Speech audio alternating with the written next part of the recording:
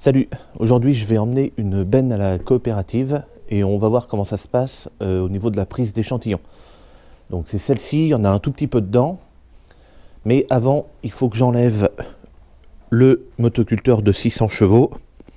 Enfin, il y a écrit F600, donc pour moi c'est 600 chevaux, et le petit Someka.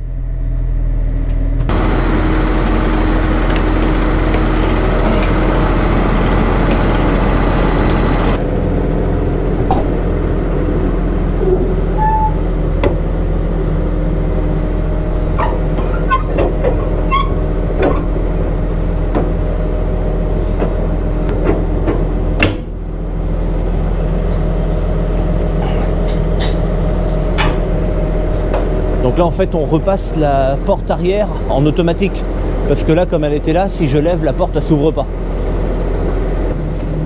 Donc là papa est en train d'enlever la sécurité.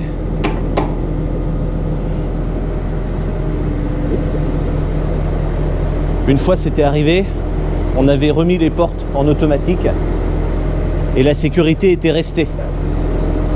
Et tu vois la trace là, ça a fait écarter les bras. Et la porte elle s'est jamais ouverte. Et l'autre côté pareil.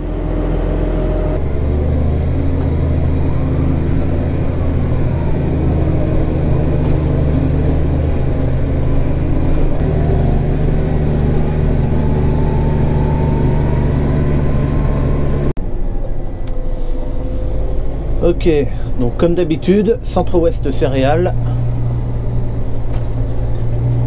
Et on passe sur le pont bascule en premier.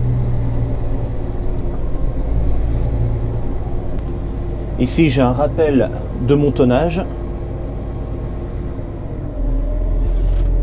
Et derrière, la perche de prélèvement, c'est son nom exact, va venir piquer dans la remorque. Alors il faudra peut-être qu'il pique plusieurs fois, parce que comme il n'y a pas beaucoup de grains dedans,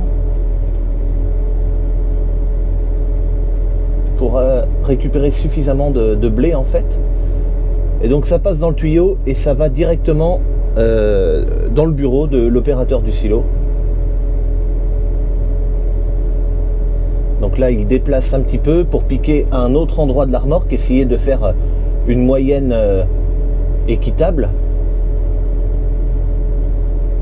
Voilà, donc là on a la perche qui tourne sur elle-même et en fait il y a des trous dedans à plusieurs endroits. Quand elle tourne, les trous s'ouvrent, le grain rentre dans la perche et ensuite quand elle se relève, ben, ça se referme, quoi. Ok, donc là je peux avancer et je vais vider donc dans la fosse 1. J'ai pas le choix parce que de toute façon l'auto est fermée. Allez.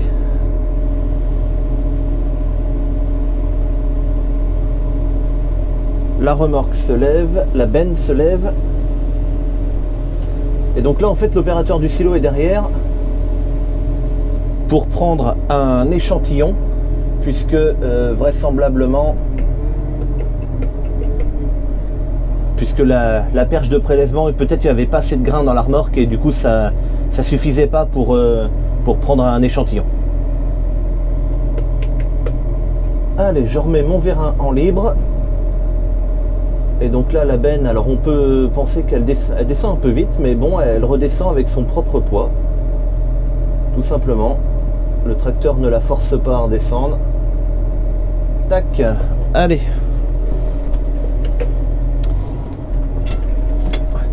Et maintenant, je pèse à vide.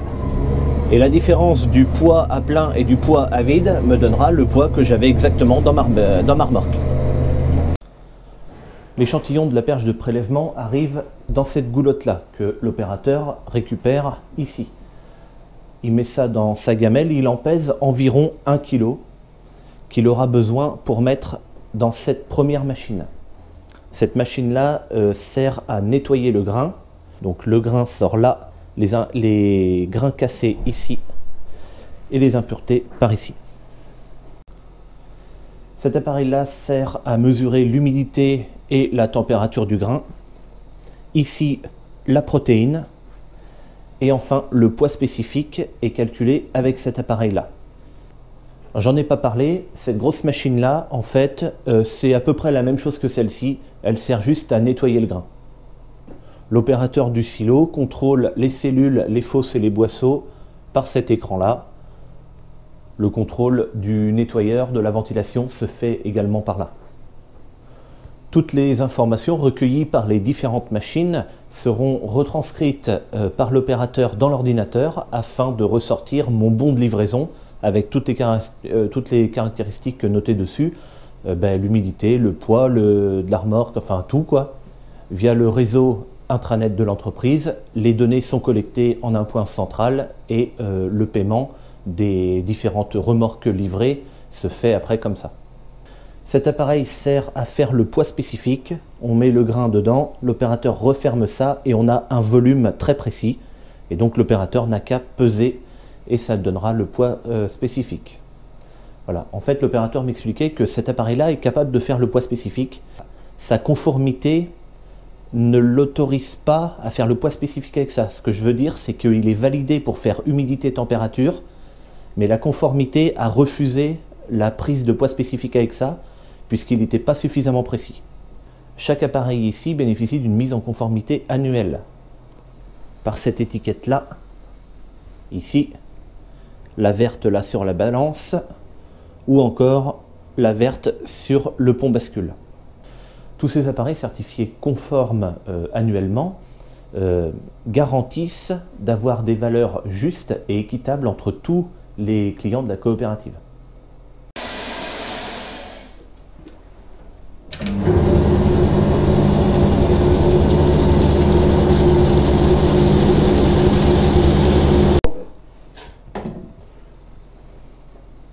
Donc là sur 0,7, sur 1 kg ça fait 0,7,5 d'impureté. 0,75. Ouais.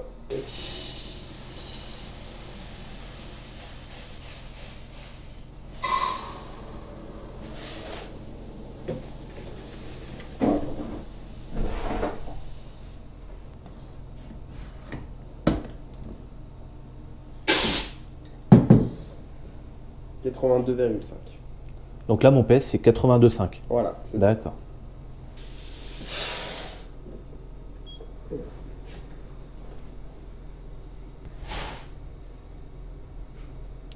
Voilà. Donc là, 14,7 d'humidité et 20 degrés, quoi. Donc là, la protéine.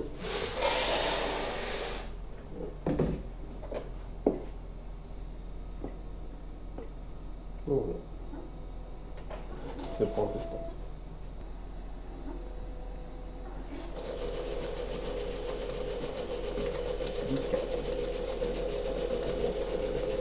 C'est le dernier en fait. C'est le dernier, voilà. D'accord. Bon ben voilà, la vidéo va s'arrêter ici. Cette vidéo n'était pas du tout faite pour montrer le métier de l'opérateur du silo. Il y a tellement d'autres choses à faire dans un silo. J'ai juste montré comment ça se passe, la prise d'échantillons, et c'est tout. Il y a tellement de choses à faire dans un silo. C'est la prise d'échantillons lors d'une livraison, c'est vraiment une toute petite partie de ce que l'opérateur fait. Voilà, et moi je te dis à bientôt pour une prochaine. Allez, salut!